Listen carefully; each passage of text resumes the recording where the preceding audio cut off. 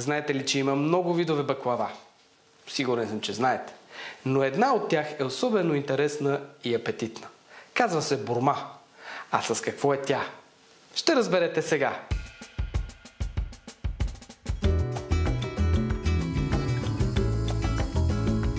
В блендер слагам шамфастък и го меля с една супена лъжица захар, за да не стане на пюре.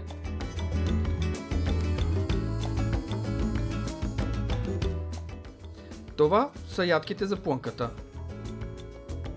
Избирам фини точени кори и всеки лист намазвам с масло. Трябват 8 броя. В средата на листа слагам отсмлените ядки. С точилка навивам рулце и след това го надиплям. Всяко рулце слагам в намаслена тава за печене.